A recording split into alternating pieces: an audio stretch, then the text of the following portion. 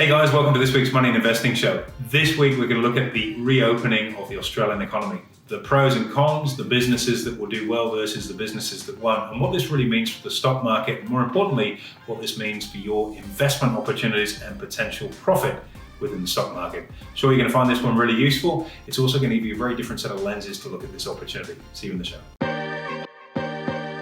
Hey there and welcome to this week's Money and Investing Show with me, your host, Andrew Baxter, and of course joining me alongside is my faithful companion, Mr. Mitch Olorenshaw. Faithful I am, Mr. Baxter. It's an absolute pleasure to be here, and as well as you've opened up that initial speech, I want to talk about the opening of the economy today. Let's jump straight into it. It's a very impressive segue. That's impressive. Just a nice little translation there. Okay, opening up of the economy.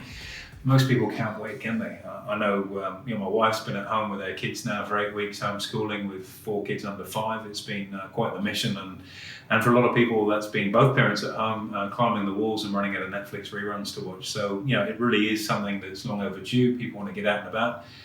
What does it really mean? Does the world look the same when we get back out? I don't think so, and it'd be interesting to see. Well, I think there's been so much damage done, and at the moment, if we're going to reopen the economy, we're just ripping that Band-Aid off, but there's still going to be some pain to follow. It's not going to be the world as it was, is it? And you look at different businesses, getting back out and about is one thing, physically leaving the house, and most people would have probably noticed over the last couple of weeks there's more traffic on the roads, there's more people out and about, so there's been like this soft creeping out to the opening. Yeah, let's call it opening, that's what it is, right? So, it's been a little bit softer, and now we're getting to that formal stage where, businesses are being allowed to officially reopen, but what does that really mean? And, it's going to be some really good benefits in there, I think, for a lot of people, and there's going to be some pain on the other, because as always in life, there's a yin and a yang. There's Absolutely. a positive and a negative, and, if you're a business owner, or better yet, if you're a customer, I think there are going to be some ripper deals out there.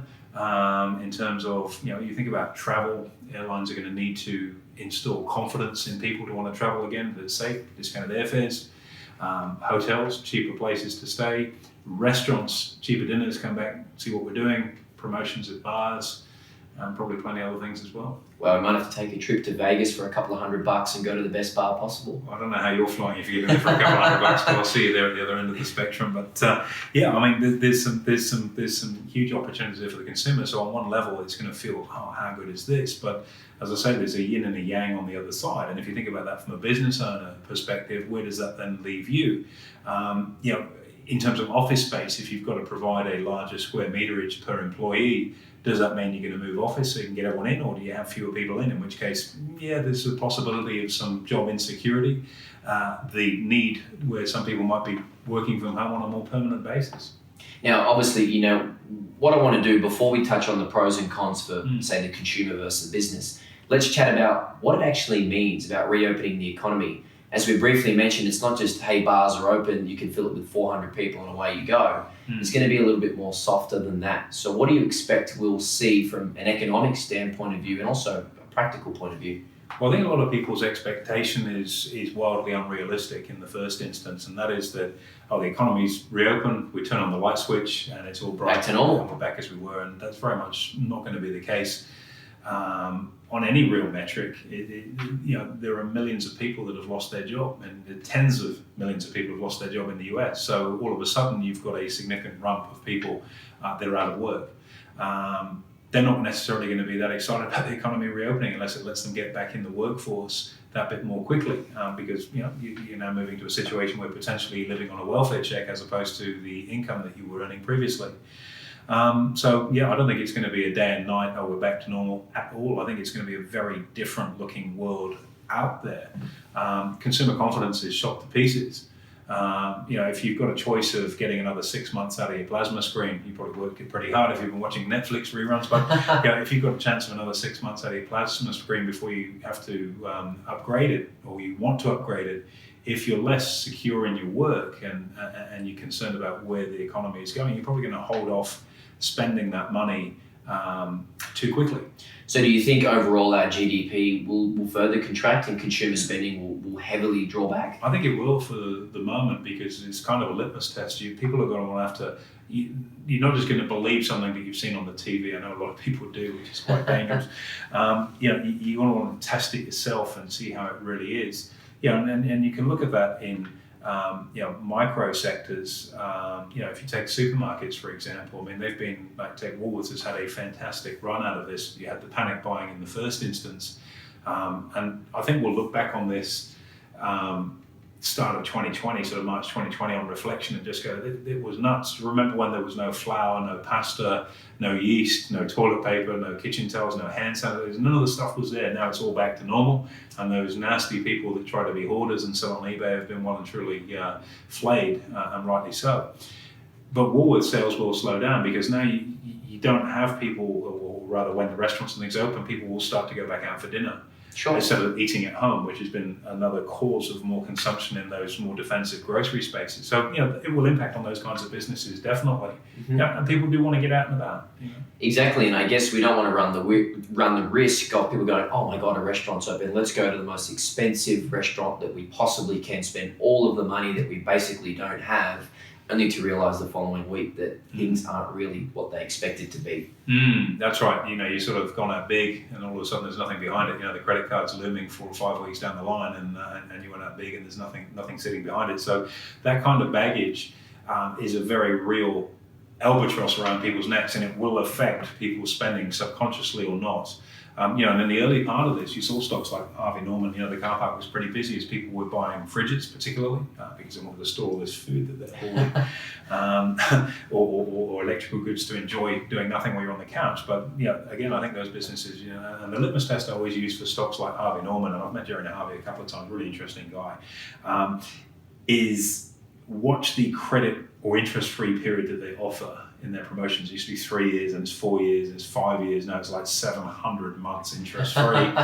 Come back and live, your descendants can come and pay it off for you almost.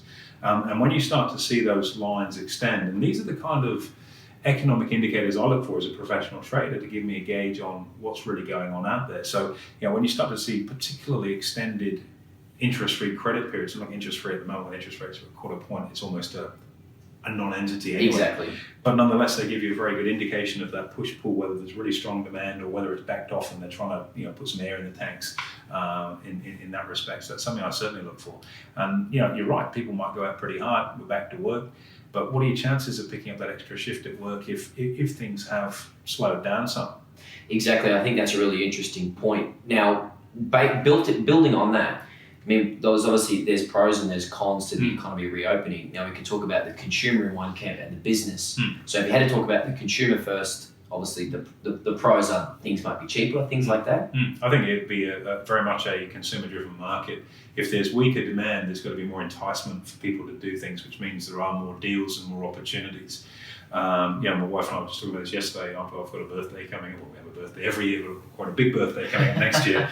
And we're just waiting to see what comes on offer in terms of flights for Europe for something that we've got planned. And so I think there are going to be some significant inducements because companies are going to need to very quickly suck in cash now to smooth out the absence of cash flow over the preceding few months. So I think from a consumer point of view, there are going to be some very, very good opportunities there if you can responsibly manage your money.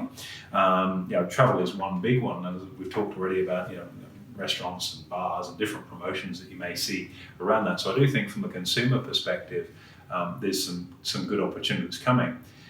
The con on that is that from a business perspective, it's a bit of a nightmare because you're kind of robbing Peter to pay Paul. You might jam in the first front month of cash flow, but if it's at a discounted price, that will impact on you going on through, especially if there's an initial surge in spending and then things back off as people go, well, hang on a minute, this isn't quite as I thought it was going to be. Let's just ease off a little bit on the motor here. Exactly, and it's pretty clear as the bargaining power of consumers increase, so too does this, the bargaining power of your suppliers, being the businesses. And you can just put it into practical sense. Yes, these restaurants might have discounts and gyms and whatever it may be to join up, and people will spend willy-nilly at the start. But what happens a month later when the cash flow is a little bit tighter? You're still restricted on how many people can be in the one place at any given time. Yep. What would we see sort of 3 to 6 months down the track? I think that's where a lot of businesses have got to be quite savvy in offers that you make today, not cannibalizing your ongoing cash flow. So if you do, here's a promotion, sign up and get 12 months for some hugely discounted price, you go, great deal for the consumer. And from a business point of view, you've got that air coming in to say, hey, we've got sales, fantastic, we've smoothed our cash flow out. But that's that one hit of cash flow. And there's not necessarily anything coming behind it as you capitalize on that initial surge. Secondly, if it's discounted, that's likely to be where your margins might be. But for many, many businesses, the landscape, and this has been an acid test. I know a good friend of mine out at Success Resources, Michael Lane, the CEO of Success Resources in Australia, Laney down in Sydney, was talking about, this is going to be a real true test of people that claim to be entrepreneurs and business owners versus the real people that are entrepreneurs and business owners. Right. Because it's sorted out the wheat from the chaff. If you can survive this and get to the other side of it, you're going to have a very good scenario of open field running because a lot of your competitors have fallen by the wayside. Exactly. But it's a question of being incredibly innovative. And if I look at some of my friends, people I know personally, particularly in the personal development space, people like Kerwin Ray, I mentioned Michael Lane, that very quick adaptation of being able to get online, just as we have here, where we're able to deliver all of our product anywhere globally online. And the serendipity of that is that it's got our clients trading more quickly, and they've certainly been making more money given how these markets have been, by being able to get up and running more quickly. That's a huge bonus that's come out of it. We're innovative. We also know, we've had job applications here from some of our competitors' staff where they've shut up shop. Good luck, I'm glad they have, because are they real business owners and entrepreneurs, or were they pretending their business wasn't sufficiently strong to get through this? And that's going to be a real test as businesses come back on to be able to reinvent themselves to survive in this new landscape. So, if you take your other businesses that you have in the fitness industry, and we're talking just before we started the podcast, so you're talking about maybe starting to run classes of 10 people as opposed to what do you normally get, 30, 35 people. Yeah. So do you now have to run 3 times as many classes, which you may well have to do? The challenge with that is that's 3 times as much labor cost. Exactly. Yeah, and that becomes a real drain because all of a sudden your costs start to increase and your revenue is flatlined. Your marginal return has dropped. Yeah, and the other alternative on that is to have less staff working at a given time. So then your service drops off because there's not 2 staff members, there's only 1 per class. It's a really hard paradox to navigate through, and it's just an example, being the gym industry with class numbers and staffing, to what it will be like for the rest of the economy and businesses within that. And labour costs are one of those things I think that we often overlook. If we sort of think, someone's on minimum wage, or it's only $20 an hour to have somebody serve coffees or whatever it might be. The reality is, on a public holiday, for example, it's $55 an hour. That's crazy. You cannot run a low margin business with that kind of overhead. It just doesn't work. And this whole notion of the Fair Work Act, I'm not going to get political about this, it was brought in under the Labour administration. It's great, it gives people a better income, but it gives a lot fewer people a better income, more people employed because of it. And so business is going to be very, very careful about overstaffing, because if your service drops, you lose your customer. If you have to have more people in, you lose all your margin. And that balance is very, very tricky. And I think it's going to be a very difficult landscape for a lot of companies to get through. If we take some of our favorites, we take Flight Centre, for example, and we put out, in our Fundamentally Speaking videos, I think it would have been about 18 months ago, where's the future of this business? How does that survive in the new landscape? People are less likely to want to travel. If you're someone that's in a high-risk group, older typically, you're not necessarily going to want to be traveling for a little while. And that's their target demographic, people that don't necessarily want to book online. And yet you've still got your rent in the shopping centres, and you've still got your staff that you've got to keep on, and you've probably got discounted holidays where your rebate or commission is lower. And finally, last week I noticed that they caved in on their $300 change fee that they've been resolute on changing, and now they've had to cave in and resulted in reduced fees there too. That's a really difficult landscape for that company to have to navigate, and that's just but one example. It's a very, very difficult space. So there are pros and cons, and if you're savvy and if you're listening to this, what I would suggest is that you must have a side hustle. If you're someone that's employed, you might be very fortunate where you go back to work. I mean, we've been in a great position. We've actually expanded our workforce by 23% We have over the last couple of months, because we've got busier and our strategy is anchored and has worked well. But that big challenge, if business or work is your only income, you have to have a side hustle, because if the margins aren't in it, or the overtime's not there, or the pay rate's not there, or the job goes, what do you then do? Exactly. You've got to have a plan B. Very important. And that's why we teach what we teach. Now, our space is in the stock market, it's in money and investing, hence the name of the podcast. So what do you think, first and foremost, before we get into what people can do, on what's happening right now? What would we expect to see in the stock market in our space? Look, it depends on the time frame that you're looking at, Mitch. I mean, we're all about taking a big picture, holistic view. But the reason our strategies have worked so well for our clients is because we've shortened the time frame of what we're doing. This is literally, when we're in the midst of this crisis, it was day by day. Now we're at the stage where it's week by week. It's certainly not month by month or 6 monthly periods. And for a lot of investors, they've used this as a buying opportunity. Remember the great times we bought into the ding dong low, March 2020, and I was able to buy into my Afterpay shares for $9 and they're now $30 something. I think they were $40 today. Yeah, so it's a crazy run that stock's had. Wouldn't be a podcast if we didn't mention it. But I think there's a very high probability of a further down leg in this market. Now, we've had a significant correction. You could call it a crash or a correction. It's certainly been significant enough to be called a crash.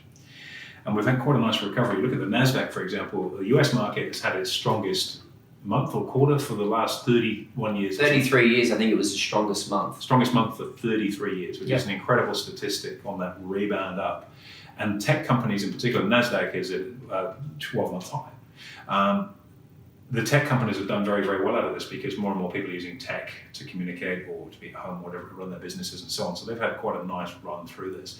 But I do think there's an earnings crunch coming where, we've already seen it with our banks here in Australia. You can see it with a lot of other businesses where, we got through that first quarter of panic, but the business is much slower in this weaker economy. So I think there is an earnings crunch coming, and I think that might be the catalyst for a further leg down in this market. And so that notion that we bought in at the absolute low, didn't we do really well, it's recovered. Typically buying at the lows is a very, very hard thing to do. If you think about first responders in the emergency services, absolute heroes. One of the girls my daughter's at school with, the child's father is a paramedic, and those are the guys when there's a fire or a problem, they run towards the flames, and you go, man, that's nuts. How do you do that? How do you condition yourself to want to put yourself in danger to save people? You get 9/11, the guys running into the Twin Towers, they're running towards the fire, everyone's running the other way. And in these markets, there have been some savvy investors that have run towards the flames. And I'd always encourage people to do that. But if you're going to do it, you do want to be wearing some fire retardant clothing, wear a helmet, have a bit of a backup plan and an oxygen tank and a hose pipe in case you're wrong. Because you don't want to run into the flames wearing a pair of board shorts and getting cinders. It's not really where you want to be. So there have been a lot of people that have done that and they've bought in at lows and they've made great money. Now, more than ever, it's very important for those people to have very dynamic and appropriate risk management. If there is a further leg down, that hard-earned money buying in and having the courage to buy in and take the bounce, you could very, very easily give back. So having professional levels of risk management is extremely important in these current circumstances. So that's the first thing for the market. I do think there's the potential for a further leg down, and I hate being negative about anything, but the reality and the experience I've got would suggest that that's pretty likely to be the case. And is it as big as the one we've previously seen or much smaller? Yeah, I don't think it will be as big as what we've seen because that was a huge knee-jerk reaction and it was a massive correction. Massive. And like all corrections, it was very quick. And we've also seen that V-bounce in a lot of stocks, which means that support there is very emotively driven. It's not as robust as something that's taken its time to creep back up. So if there is a further leg down, I don't think it will be as severe. I could be wrong on that. It wouldn't be the first time I've been wrong. And this is the key thing about trading.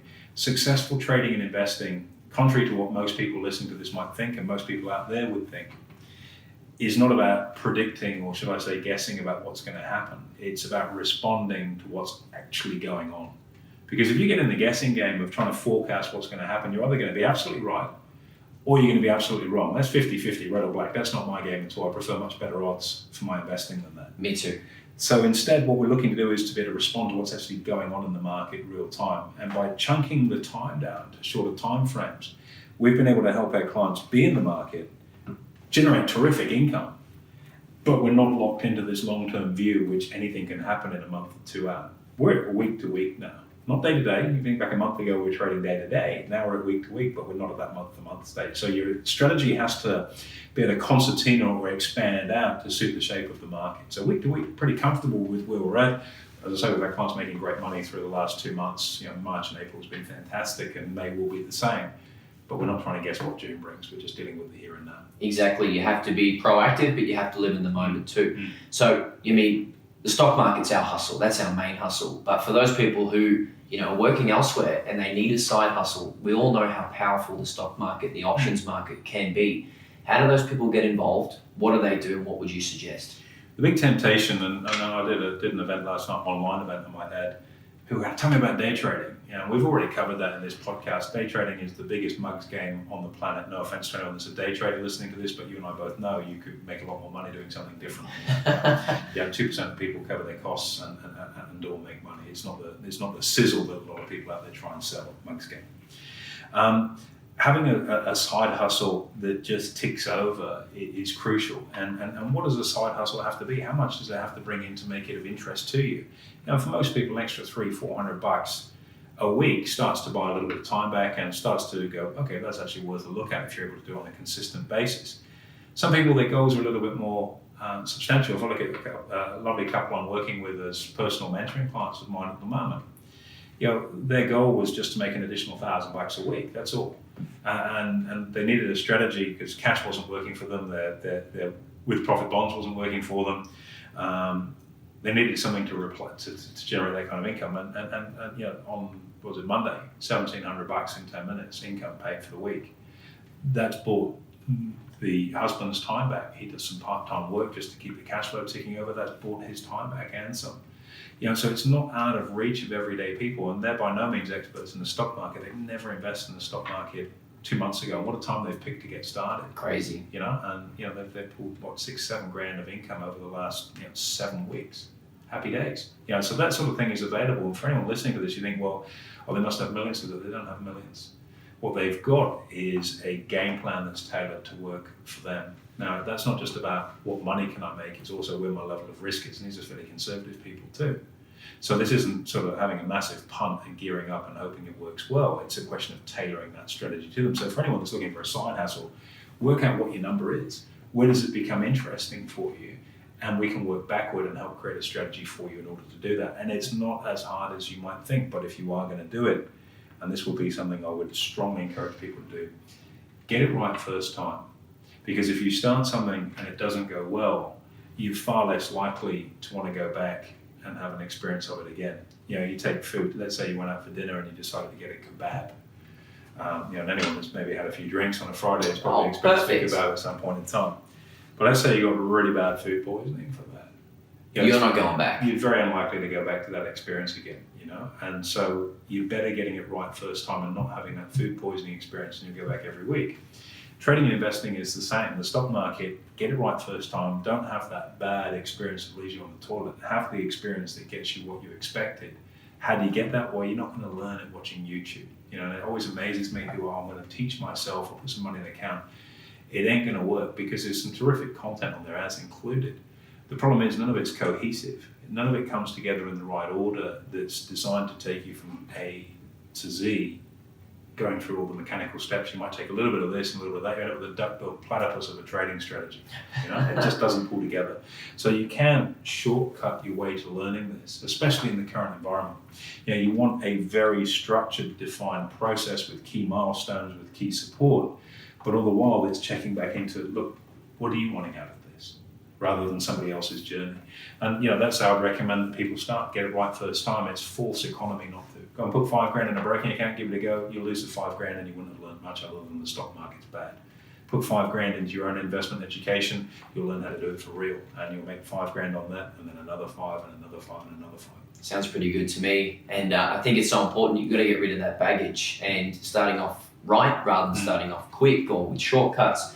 So important. Yep. Andrew, look, we are coming to the final couple of seconds of the broadcast. Is there anything that you want to leave in terms of parting words or a call to action? Look, I think we've all been in the same boat through this. We're all pretty jibbed and we're done in with being under lock and key and living in an economy that's definitely going to be a different world. But, we've talked about this previously. Some of the best presents you ever get come wrapped in some of the most unusual wrapping paper. And COVID-19, coronavirus, I think could be the gift that so many people are looking for because it may jolt them out of that sense of security, like I've got a pretty good job.